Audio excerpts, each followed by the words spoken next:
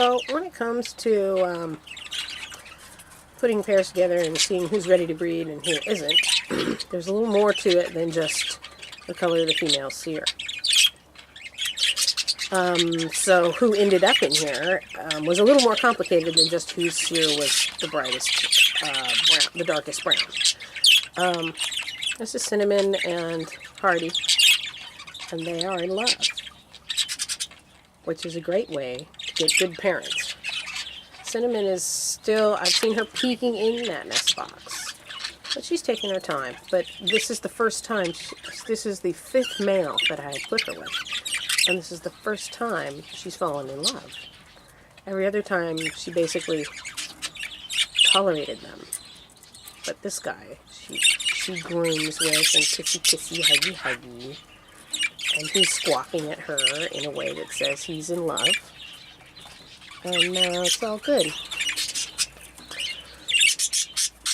So, I'm leaving these two in here and giving them more time because they're showing me some signs that they are moving in the right direction. Even though they're kind of slow. I had also decided to leave Laurel and Vistus in here. But as I sat here and watched them, because Laurel had moved into the cage, but I wasn't seeing a lot of love happening between the two birds. But she'd moved into the box, so I was like, okay, well, maybe she's going to go box first, then man. But as I was sitting here, oh, what I did was I took them out to trim their vents, because I hadn't done it yet. And when I put Vistus back in the cage after trimming his vent, he started attacking Laura. I mean, like grabbing her, wrestling her down to the bottom of the cage. He was trying to force himself on her, and she was trying to reject him. And that is not normal behavior. These are very loving little creatures, and when they pair bond, you can tell from 100 miles away, and it doesn't have anything to do with violence. They were literally rolling around on the bottom of the cage, biting at each other and the whole thing.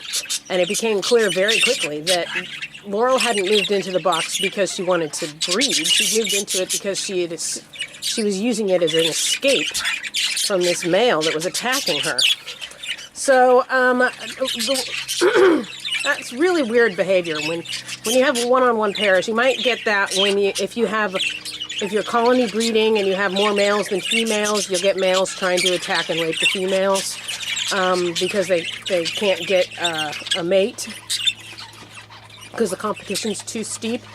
But it's really rare for that to happen on a one-on-one situation where he has no competition whatsoever.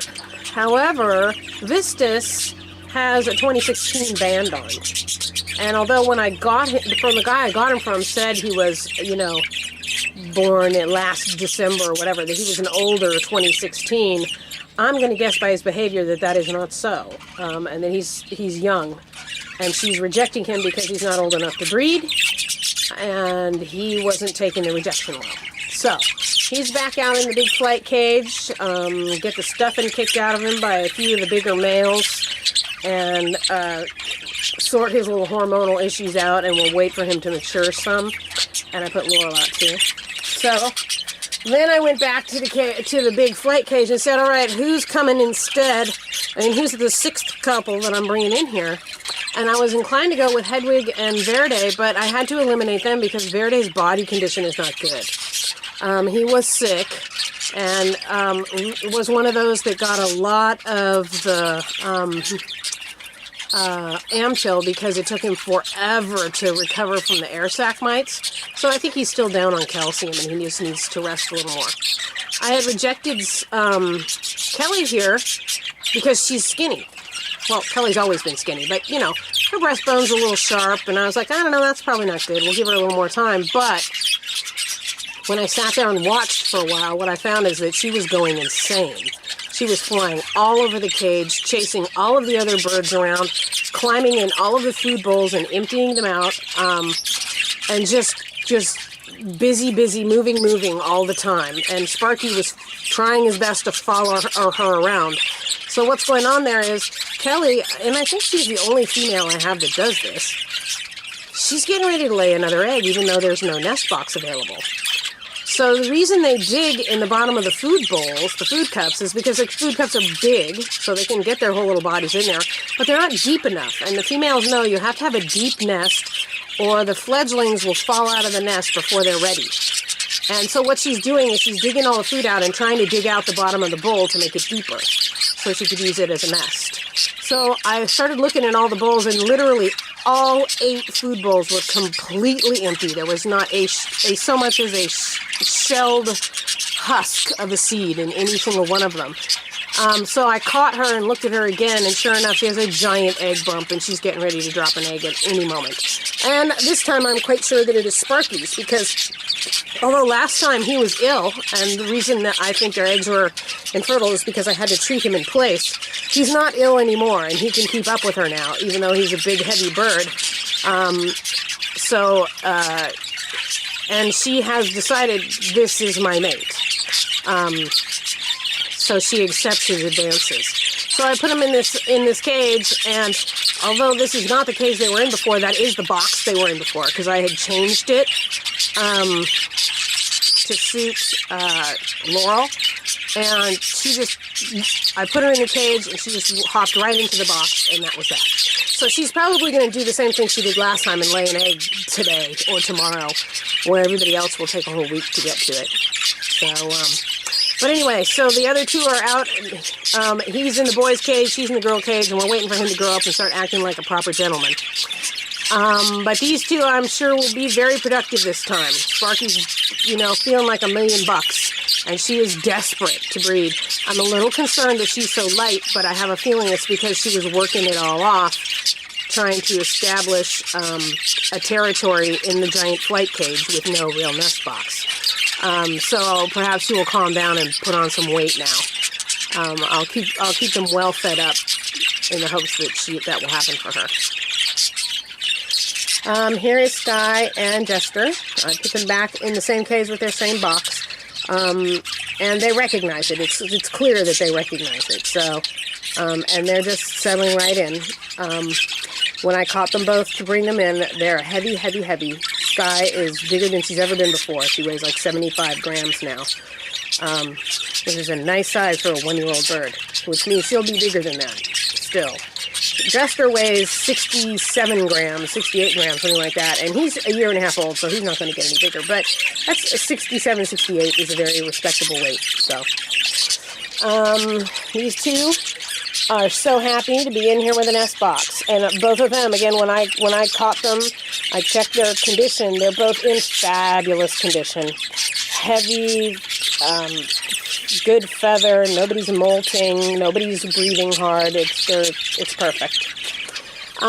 So here's Rainbow and Beryl, and I opted to bring them in because although Rainbow's kind of looked like she was halfway off, as far as her sear, it's also, looking at it the other way, halfway on, and they're both in good condition. So my only other option would have been to bring Hedwig and Verde needs more time. So these guys got to come in instead. Here's Sprite and Fluffy, back in their same box. And they are also in the same cage, and they recognized it instantly and moved right in. Happy and ready to go. And while I was trimming, I thought, gee, Bubba and Breezy have been in here.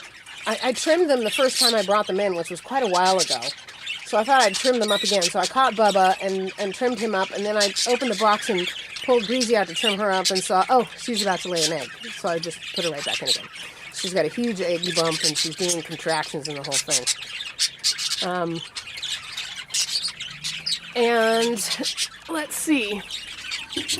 And this is Lilith and Sprite, who you can see, although this is not the same page, not the same box, not even the same kind of box, Lilith moved in instantly, and they're ready and raring to go. So we have 3 fat, sassy babies, which we'll take a peek at. And we have some eggs, and we'll peek at those. Okay, let's back it out a little bit so we don't get bad resolution. Okay, let me see.